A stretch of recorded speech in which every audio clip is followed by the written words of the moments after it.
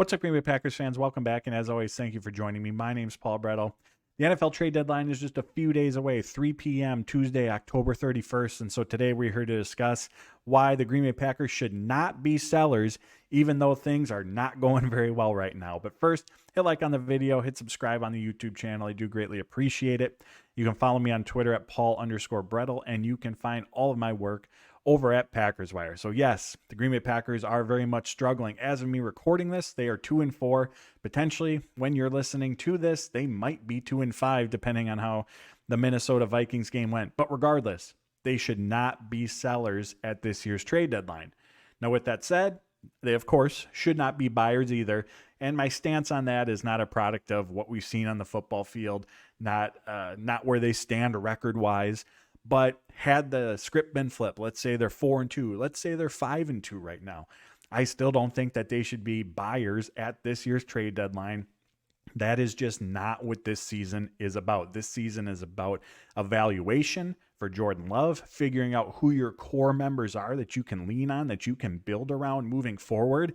And if the Green Bay Packers found themselves in a position where they're competing for a playoff spot, that is just an absolute bonus. So regardless of the record, regardless of on-field performance this season, in no way should this Packers team be buyers. However, they do not find themselves in that situation, so we're not going to spend a whole lot of time talking about it. As we know, things are not going well for the Green Bay Packers this season, and naturally, with the trade deadline here, this could be a prime time to sell, get some draft capital in return, hopefully accelerate what sort of potential rebuild or whatever phrasing you want to use that they might find themselves in at the moment. However, I don't think that's the path to go either. I think the Green Bay Packers need to just stand pat and work with the team that they have. And I'm going to dive into 3 reasons why I think that's the case. But first, let's start with, if Brian Gutekunst is fielding calls, if other teams around the NFL are reaching out to the Packers to see who's available, let's highlight who some of those players might be. I'm guessing most of them, if not all of them, are going to be on the defensive side of the ball. From the Packers' perspective, you're listening to calls on players at positions that you have depth at, players that maybe are here for just another season or two that you don't see being a part of your long-term 2025 and beyond plans. Those are the type of players that you're going to take calls on. So Preston Smith, Rasul Douglas, Keyshawn Nixon, Devondre Campbell are all players that come to mind that teams could be reaching out on and that the Packers could be listening to. However, as I mentioned, I don't think that's what they should be doing. First up, from a salary cap standpoint, there is very, very little for the Packers to gain.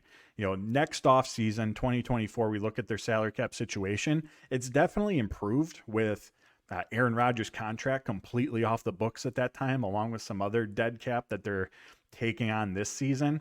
However, things still aren't in a rosy situation. I believe over the cap, projecting out salary caps for next season currently has the Packers ranked 20th in available cap space. So better than where they were this offseason, but it's still not as if they have an abundance of cap space availability to try to utilize in free agency to add some talent to this team.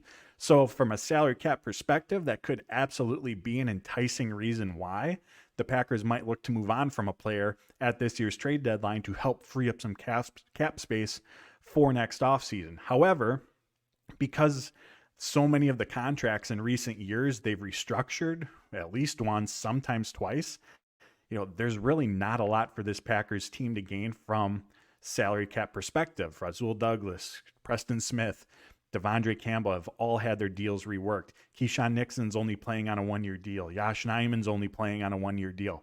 There is not much to be gained for the Green Bay Packers. If they were to maximize what their salary cap opportunity was, it would be trading away Preston Smith, and they would net just over $1 million for the 2023 season. That's it. That's the highest option that they have available to them at the moment.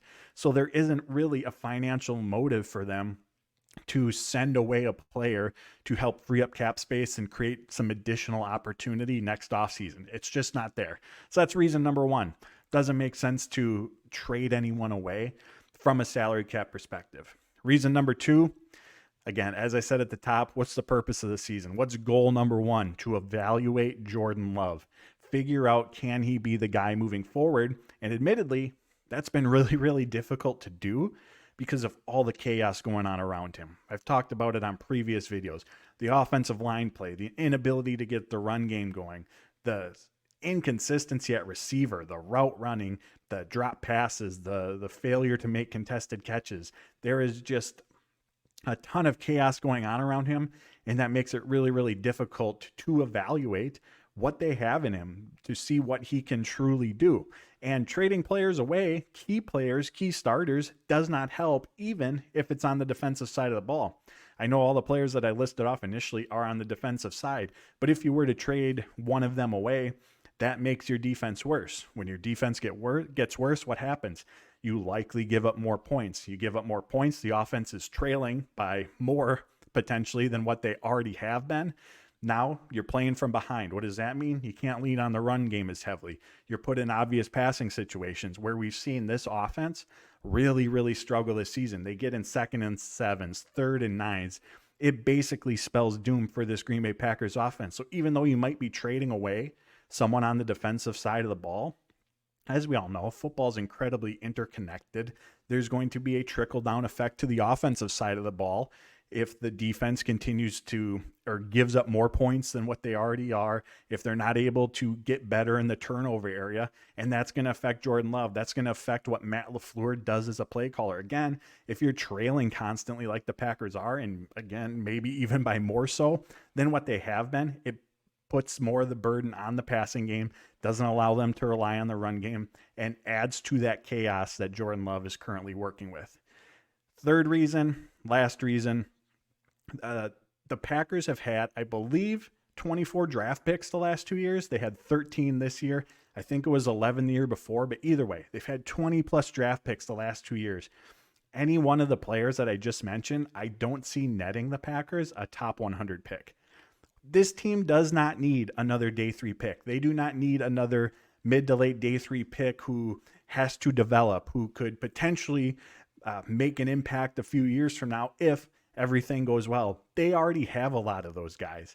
They do not need any more. They need impact guys. They need guys who can step in right away. So the thought of netting even a 4th round pick, but especially a 5th or 6th, that doesn't move the needle, and that shouldn't move the needle for Brian Gutekunst. You need guys who can step in right now and help make an impact on this team, again, to evaluate Jordan Love and hopefully those players that are stepping in and making an impact, they're going to be a part of this team for the foreseeable future. So those are the real 3 big reasons why selling players at the trade deadline, to me, makes very little sense for this Packers team. There's little to gain financially. It's going to make this team worse, which is, again, going to make it harder to evaluate Jordan Love. And lastly, they'd already have enough day 3 picks over the last 2 years. They need impact guys right now. Now, having said all that, of course, Brian Gutekunst should absolutely be picking up every phone call that comes in just to see what the other teams are looking for. Who do they want to talk about? What would they be willing to get in return? They should absolutely be doing that. And I was on Andy Herman's Pack a Day podcast recently. We were having a similar conversation around this topic, and he brought up the idea of if the Packers were to trade away a player, getting a player in return. And to me, that's a little bit more appealing than getting, again, a 5th round draft pick. The name that Andy had thrown out was Michael Carter, the running back for the New York Jets. The running back position in Green Bay has some unknown to it. Potentially, Aaron Jones could be in his last season if they decide to move on from him next offseason. A.J. Dillon's an upcoming free agent. Michael Carter doesn't seem to have a really strong role within the Jets, so potentially they could be willing to part with him. Again, running back's a position that's some unknown for the Packers, and Michael Carter is still on his rookie deal. He's still under contract through 2024. So in return, the Packers would be getting someone under team control and isn't going to break the bank either. Like, if there's a player out there who fits that kind of mold for Green Bay, addresses a position in need, doesn't cost a lot, is under contract, like, that makes sense to get someone in return because, as I mentioned, they need guys who can make an impact. Now, does that mean that player is going to? No, but their odds of doing so, I'm going to guess, are greater than, again, a 5th round pick, a 6th round pick, a 7th round pick, whatever the Green Bay Packers might get in return. Now, last thing I'm going to touch on if there is a player that Green Bay could move on from, to me, the player that makes the most sense is Josh Nijman, and that's if they do not plan to insert him into the offensive line lineup at any point. We've talked about it, mentioned it. The offensive line play has been very, very shaky as of late. It is one of the key contributors to all of that aforementioned chaos that is going on around Jordan Love at the moment. But still, the Packers seem pretty locked into the 5 that they have on the field being their go-to guys. So if there is no plan to put Josh Nijman on the field at this point to try to bolster the offensive line play, he's only playing on a 1-year deal, he's a free agent this upcoming offseason, then sure, trade him away, see what you can get in return. And if the opportunity comes up where you need an offensive tackle in the game, you give Caleb Jones the opportunity, evaluate him, see where he is at. So that's really the one player I would, consider, despite me saying that the Packers shouldn't be sellers, given just the state of the offensive line at the moment and the Packers' unwillingness, seemingly, to put Josh in there to see what he can do. So there you have it, my friends. Those are my 3 reasons why the Green Bay Packers should not be sellers at this year's trade deadline. I appreciate you tuning in. Hit like on the video, hit subscribe on the YouTube channel. I greatly appreciate it. You can follow me on Twitter at Paul_Brettel, and you can find all my work over at Packers Wire. So until next time, friends, take care, stay safe, and as always, go Pack Go.